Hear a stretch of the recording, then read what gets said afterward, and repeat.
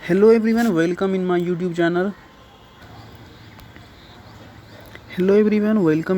Channel. BA classes पे आज cover करेंगे शॉर्ट्स क्वेश्चन विविधता में एकता। ठीक है, तो आइए देखते हैं क्या इसका आंसर है। विविधता में एकता का अर्थ है कि अलग अलग शारीरिक बनावट, त्वचा के रंग, जाति, धर्म, भाषा, संस्कृति, प्रथाएं के बावजूद लोगों में एक शांतिपूर्ण और सामंजस्य रूप तरीके से रहना। यह अवधारणा दर्शाती है व्यक्ति और सामाजिक विभिन्नता में संघर्षरत नहीं माना जाता। इसका कहने का मतलब सीधा है विविधता में एकता। हमारे देश में सभी अलग अलग राज्यों में, सभी अलग जगह पे अलग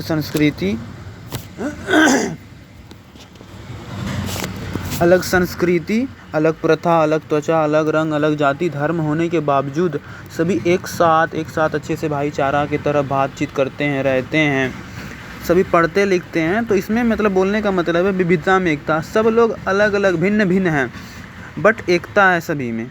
इस टाइप से बोलने का मतलब है विविधता में एकता। क्लियर है? आगे देखते हैं, थोड़ा सा और क्लियर कर देते हैं। शांतिपूर्ण सामंजस्य रूप पूर्ण तरीके से रहना, यह अवधारणा दर्शाती है। विविधता में एकता ये दर्शाती है कि सब अलग अलग होने के बावजूद सब एक साथ रहते हैं। इस टाइप की अवधारणा को विविधता की अवधारणा, विविधता का अर्थ कहा जाता है। ठीक है, व्यक्तित्व और सामाजिक भिन्नताओं के संघर्ष का स्रोत नहीं माना जाता है, बल्कि उनमें राष्ट्रीय समाज के लिए लाभकारी तत्वों के रूप में देखा जाता है। कहने का मतलब है कि लोग सभी जगह पर भिन्न भिन्न होने के बावजूद सब एक दूसरे को जो न भिन्न तरीके से नहीं देखते हैं, बस ये देखते हैं कि हमारे देश के भाई हैं तो हम इनका विकास करेंगे, साथ में एकजुट रह करके साथ में सभी कार्य करेंगे और लाभ जो होने का है उसको लाभ सभी लोग मिल करके लेते हैं। इस टाइप का अवधारणा को विविधता का अवधारणा कहते हैं। विविधता का मतलब यही होता है। नेक्स्ट आगे देखते हैं।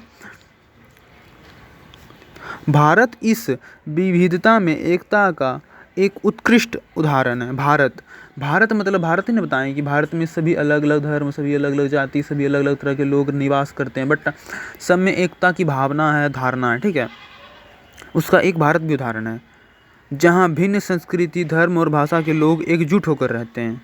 क्लियर है? आगे देखते हैं इसका ये क्या है पॉइंट है। विविधता में एकता प्रमुख पहलू क्या क्या है, ये हमारा फर्स्ट पॉइंट है। इसको आप 1 भी कह सकते हो। ठीक है, यहाँ से स्टार्टिंग होता है। तो विभिन्न प्रकार की विविधता पहले समझते हैं। 1 पॉइंट क्या है? सामंजस्य सह अस्तित्व, सामंजस्य पूर्ण सह अस्तित्व, मतलब समाज में सह अस्तित्व। ओके, तो क्या है? विभिन्न प्रकार की विविधताएं जैसे भाषाएं, संस्कृति, धार्मिक और क्षेत्रीय विभिन्नता लोगों के बीच मतभेद का सम्मान करते हुए शांति से एक साथ रहने का क्षमता को दर्शाता है। मतलब हमारा सामंजस्य अस्तित्व का मतलब यह कहने का मतलब है क्या, हमारे समाज में सभी लोग भिन्नताएं हैं। मतलब लोग क्या है, धर्म में अलग है, संस्कृति में अलग है, भाषा में अलग है, फिर भी हमारे समाज में लोग एक दूसरे के साथ भाई के तरह, भाई बहन के तरह, दोस्त के तरह, यार के तरह अच्छे से सबका हेल्प करते हैं। उसका वो अलग त्यौहार मनाता है, उसमें उसका हाथ बटाया करते हैं। इस टाइप से हमारे भारत संस्कृति में, हमारे समाज में दिखाया गया है, दर्शाया गया है और होता भी है। क्लियर है?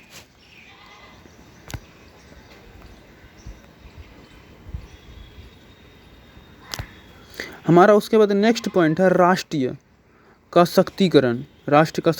ठीक है, कहने का मतलब है कि हमारे राष्ट्र में जो है शक्ति का एकीकरण होता है। मतलब शक्ति जो है ना एक रूप में काम करती है। कैसे करती है आइए देखते हैं। इन विभिन्नताओं के राष्ट्रीय की कमजोरी के बजाय उसकी ताकत के रूप में देखा जाता है। हमारे देश में, हमारे समाज में, हमारे भिन्न शक्ति राष्ट्र में अलग अलग देश हैं, अलग अलग राज्य में हैं और सबका अलग धर्म, सबका अलग क्षेत्र, सबका अलग है। फिर भी ये हमारे देश की कमजोरी नहीं बल्कि स्ट्रांगनेस का प्रतीक है। कैसे स्ट्रांगनेस का प्रतीक? क्योंकि एक साथ मिल करके वो राष्ट्र के मजबूत बनाते हैं। सब लोग अलग अलग धर्म से, सब लोग अलग अलग तरह से रहने के बावजूद भी सब एकजुट रह करके हमारे देश को मजबूत बनाते हैं। कैसे? हमारे बॉर्डर पे जो है बहुत सारे मुस्लिम लोग भी हैं, हमारे लोग मुस्लिम भाई लोग भी हैं, हिंदू भाई लोग भी हैं, सिख भाई लोग भी हैं, बहुत सारे मतलब लड़का लड़की भाई बहन सभी एक दूसरे का मदद कर करके हमारे देश के लिए लड़ते हैं। वहाँ पे वो नहीं देखा जाता है कि कौन तुम मुस्लिम हो या फिर हिंदू हो, वहाँ पे सिर्फ एक ही चीज़ देखा जाता है कि तुम भारतीय हो, कहानी के लिए इस टाइप से। ओके, आगे है व्यक्तित्व भिन्नताओं का सम्मान। व्यक्तित्व भिन्नता मतलब व्यक्तित्व भिन्न है, व्यवहार भिन्न है, फिर भी समाज में सम्मान है। व्यक्तित्व और समाज अंतर विभेद का स्रोत नहीं माना जाता है, बल्कि उन्हें एक दूसरे का भाई साथ देता है। दूसरे का मतलब कि हमारे जो समाज में है एक दूसरा जो है ना भाई लोग अलग अलग है, सबका व्यक्तित्व अलग है, मतलब इरादा अलग है, तरीका अलग है, बट सब एक दूसरे को भाई बहन की तरह सम्मान करते हैं, एक दूसरे का रिस्पेक्ट करते हैं, एक दूसरे के साथ एक दूसरे का हेल्प करते हैं, सब साथ में मिलजुल करके रहते हैं, खाते हैं पीते हैं, दोस्ती यारी होती है। मेरा भी दोस्ती यार बहुत सारे सिख भाई से है, मुस्लिम भाई से है, तो क्या दिक्कत है, एक दूसरे के साथ रहते हैं, खाते हैं पीते हैं, वो उसके धर्म में हाथ बटाता है, वो उसके धर्म में हाथ बटाता है, तो एक दूसरे में भाईचारा का नाता होना चाहिए, रिश्ता होना चाहिए। ठीक है, नेक्स्ट पॉइंट यहाँ से स्टार्ट होता है कि भारत में विविधता।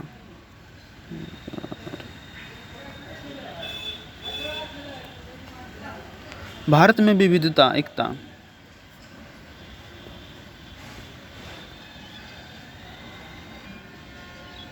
ठीक है, भारत में विविधता में एकता, क्लियर है। सांस्कृतिक और धार्मिक विविधता भारत में, ये हमारा पॉइंट है। ठीक है, सांस्कृतिक और धार्मिक विविधता भारत में विभिन्न भाषाओं, रीति रिवाजों, धर्मों का घर है। मतलब सभी अलग अलग धर्मों के घर हैं जहाँ लोग एक साथ मिल कर करके त्यौहार मनाते हैं और धार्मिक अनुष्ठानों में भाग लेते हैं। भाषाएं विविधता, ये हमारा हो गया पॉइंट सांस्कृतिक और धार्मिक के विषय में। सांस्कृतिक और धार्मिक की विविधता मतलब संस्कृत अलग है, संस्कृति अलग है, धर्म अलग है, हिंदू मुस्लिम सब अलग अलग हैं, फिर भी एक दूसरे के साथ भाई की तरह मिल करके रहते हैं, एक दूसरे के त्यौहार में एक दूसरे का हाथ बटाते हैं। आगे देखते हैं, ये है दूसरा पॉइंट, भाषा में विविधता। संविधान में 22 आधिकारिक भाषाएं शामिल हैं। भाषाएं में विविधता,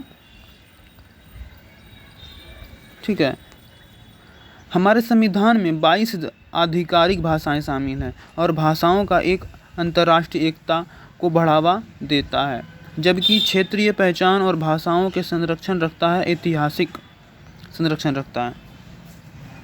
मतलब कहने का मतलब है हमारे देश में जो है ना 22 तरह की भाषाएं हैं और वहाँ पे जो है ना हमारे संविधान में कभी नहीं लिखा गया है कि हिंदी प्रधान देश है या फिर ऐसा वैसा कुछ भी नहीं है। सभी 22 भाषाओं को समान मतलब सम्मान मिलता है कि हाँ आप कोई भी भाषा बोल सकते हैं, कहीं भी कोई तरह का भाषा को यूज कर सकते हैं, कोई दिक्कत नहीं है। कोई बोलेगा तेलुगु, कोई तमिल, कोई उर्दू, कोई फारसी, तो कोई दिक्कत नहीं है। एक दूसरे के साथ भाईचारा का व्यवहार बढ़िया होना चाहिए, कोई दिक्कत नहीं है। एक तरह से कहने का मतलब है भाषाएं अलग अलग होने के बावजूद भी एक दूसरे में भाईचारा का नाता है। ठीक है, तो नेक्स्ट पॉइंट है मेरा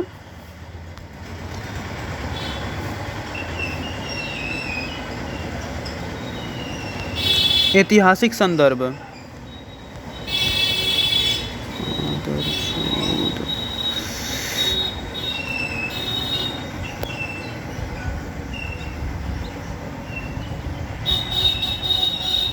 भारत का स्वतंत्रता संग्राम विविधता में एकता का एक बेहतरीन उदाहरण है। भारत में स्वतंत्रता संग्राम विविधता का एक बेहतरीन उदाहरण है, क्योंकि विभिन्न धर्मों, क्षेत्रों, लोगों स्वतंत्रता के लिए संघर्ष किया। हमारे भारत का इतिहास है, मतलब कहने का मतलब ऐतिहासिक संदर्भ में, जो ऐतिहासिक संदर्भ में है, तो इसका कहने का मतलब है हमारे देश में जो है विविधता का एकता का एक बहुत अच्छा उदाहरण है। जब इतिहास में पुराने पास्ट में सभी हिंदू, मुस्लिम लोग, सिख लोग एकजुट होकर करके जब हमारे देश में ब्रिटिश का रूल था, तो उस टाइम जो है सभी धर्म के लोग एक साथ मिल करके एकजुट होकर करके जो है अंग्रेज़ों को भगाने में एक दूसरे का हेल्प किए, एकजुट होकर करके, सभी धर्म के अलग अलग होने के बावजूद भी। ठीक है, अब देखते हैं विविधता में एकता का महत्व क्या क्या है। यह अवधारणा बताती है कि प्रेम, समरसत्व, एकजुट से ही जीवन वास्तविक सार को प्राप्त किया जा सकता है। भारतीय सभ्यता अपनी विविधता में एकता के कारण ही विश्व पटल पर एक उद्धृत स्थान रखती है। मतलब हमारे देश में जो है ना, कहने का मतलब है कि इतना भेदभाव होने, इतना अलग अलग जाति धर्म होने के बावजूद भी हमारा देश एक दूसरे के साथ भाईचारा का संबंध रखता है, प्रेम रखता है, एकजुट होकर के एक दूसरे को सपोर्ट करता है, वास्तविक सार प्राप्त किया हुआ है। यह जो हमारे विश्व में एक अलग पहचान रखता है, समझा, कि जो है ना एक अद्वितीय स्थान है इसका, जो हमारे भारत देश में है एक अद्वितीय स्थान है। ये संपेक्ष में समझते हैं। संपेक्ष में क्या है? विविधता में एकता एक प्रेम स्थिति है जहां अनेक विभिन्न के बावजूद एक मजबूत और सुगत समाज या राष्ट्र का अस्तित्व कायम रखता है। हमारे देश में जो है अलग अलग होने के बावजूद भी हमारे देश में विविधता एकता स्थिति अनेक विभिन्नताओं के बावजूद भी हमारे देश में सामंजस्य अस्तित्व कायम रखे हुए हैं। हमारे देश में अलग अलग धर्म जाति होने के बावजूद भी हमारे विश्व में भारत का एक अच्छा अस्तित्व है, एक अच्छा पहचान है। क्लियर है? तो स्टार्ट करते हैं। हमारा सेकंड नंबर क्वेश्चन है, न्याय की अवधारणा क्या क्या है। क्लियर है? ये क्वेश्चन है, इसको थोड़ा सा जूम कर लेते हैं और ठीक है।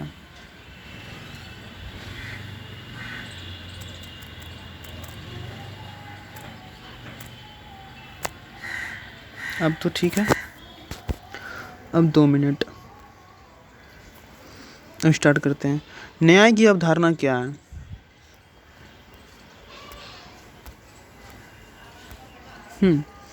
तो उत्तर है, न्याय एक नैतिक और कानून अवधारणा है जिसका अर्थ है लोगों के बीच साधारणों का उचित विवरण, सभी के साथ निष्कर्ष और समान व्यवहार करना है। न्याय का अवधारणा का मतलब है लोग कैसे भी क्यों ना हो, कितना अमीर गरीब क्यों ना हो, निष्पक्ष समान व्यवहार और समान कानूनी रूप से जो है उसके साथ समान व्यवहार करना है, उचित विवरण देना है तथा उसका सम्मान करना है तथा उसको उचित न्याय देना है। न्याय की अवधारणा है। ठीक है, आगे देखते हैं। सम्मान करना है और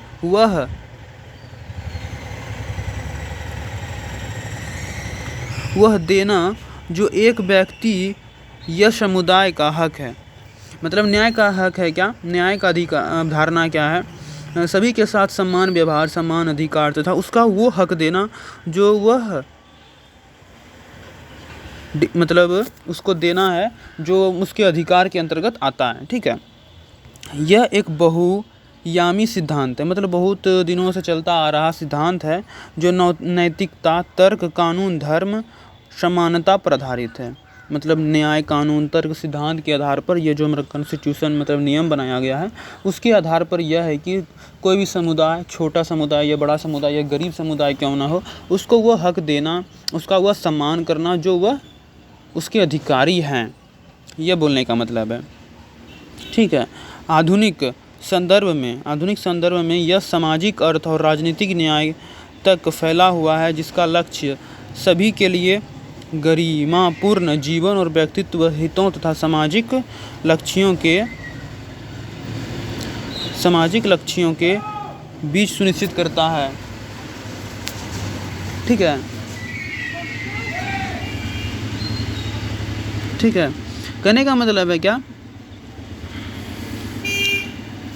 आधुनिक संदर्भ में सामाजिक, आर्थिक, राजनीतिक न्याय तक फैला हुआ है। हमारा नियम का अवधारणा है कि आधुनिक संदर्भ में सामाजिक, आर्थिक और राजनीतिक नियम तक फैला हुआ है जिसका लक्ष्य सभी के लिए गरिमापूर्ण जीवन, व्यक्तित्व हितों और सामाजिक लक्ष्यों के बीच संतुलन सक्षम करना है। ओके, और यह हमारा नियम का परिभाषा। ठीक है, निष्पक्ष के रूप में आगे देखते हैं। नियम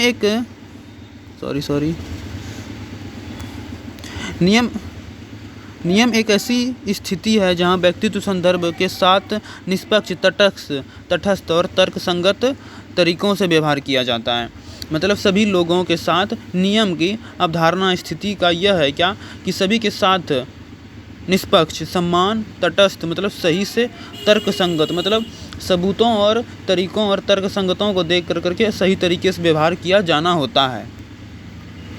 ठीक है, हकदार